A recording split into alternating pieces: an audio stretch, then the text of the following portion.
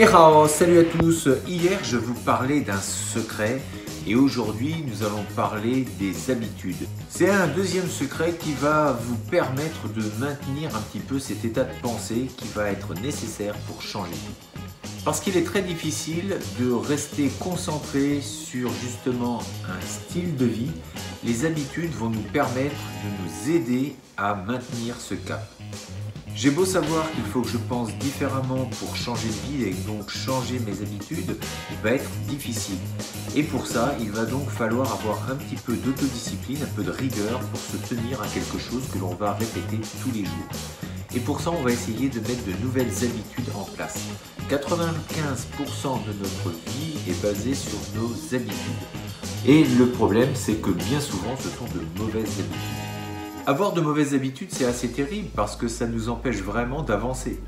Une mauvaise habitude, par exemple, c'est je rentre du travail, j'allume tout de suite la télé, ce que je fais. D'allumer une cigarette parce que je suis stressé, j'ai arrêté.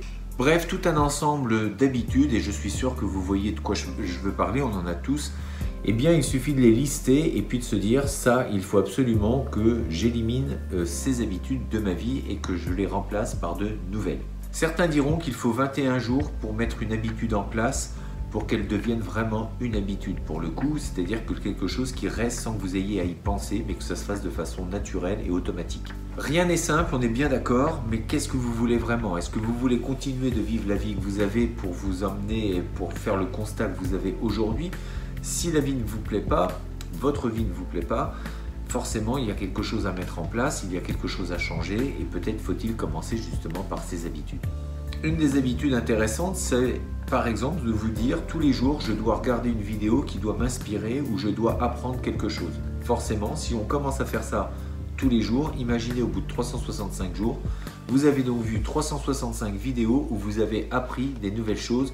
Donc forcément, vous avez implémenté des choses dans votre vie et vous avez augmenté votre connaissance. Alors oui, ça demande un petit effort de changer, c'est forcément toujours un peu désagréable de changer parce qu'on a peur de ça et puis on se dit ma vie elle n'est pas si mal que ça en fait. Mais si on ne veut pas faire cet effort, on restera donc tel qu'on est sans se donner la chance de pouvoir être quelqu'un d'autre. Pour ça, il faut avoir un objectif. Si on se dit je veux changer, c'est bien parce que j'ai envie d'atteindre un objectif, j'ai envie de changer pour connaître une meilleure prospérité, pour avoir un nouveau job, pour avoir la vie que je mérite. Parce qu'on mérite tous une vie que l'on apprécie. Qui a dit un jour que vous deviez être malheureux dans votre vie? Qui? Personne. Donc vous devez aussi prendre votre vie en main et puis vous donner toutes les chances d'avancer et donc les habitudes vont vous aider. Votre pensée, comme je le disais dans l'autre vidéo, c'est de vous attirer à vous les bonnes choses. Prenez conscience de ça, pensez différemment. Ensuite, mettez des habitudes en place qui vont vous faire tenir justement dans ce rôle pour attirer les bonnes choses. Définissez vos objectifs.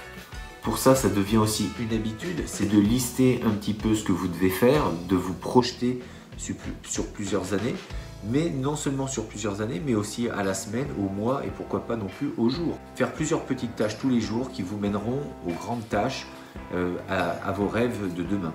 Généralement, un rêve est une succession de plusieurs objectifs. C'est plein de petits objectifs qui finalement accompliront le grand.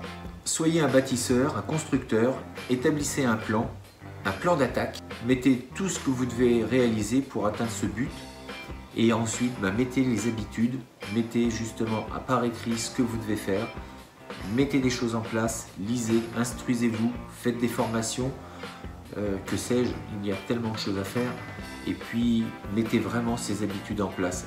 Ça peut être de la méditation, ça peut être de lire, ça peut être d'écrire.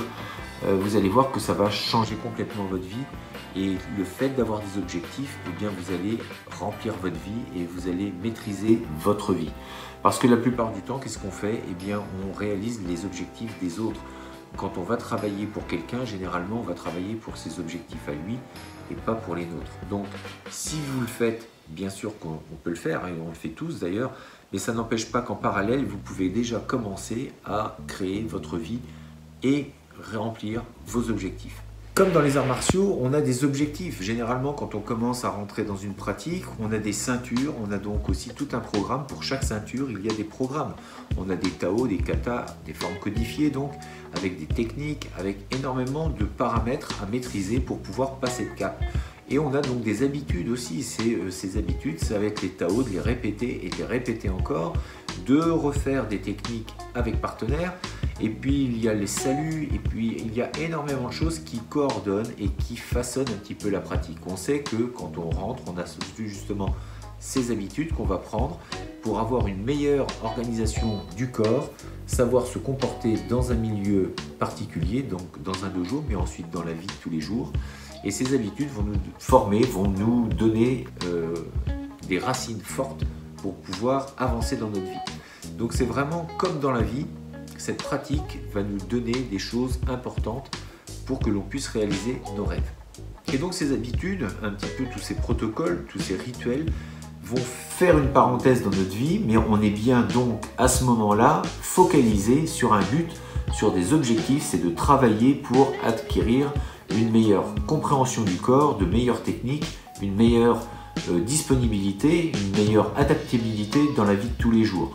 Et donc ces objectifs vont nous grandir également, mais on a bien, encore une fois, donc dans cette bulle, dans cette parenthèse de vie qui est la pratique, on a bien un objectif de réussite et donc d'arriver à cette fameuse ceinture noire, mais qui n'est que le début en fait.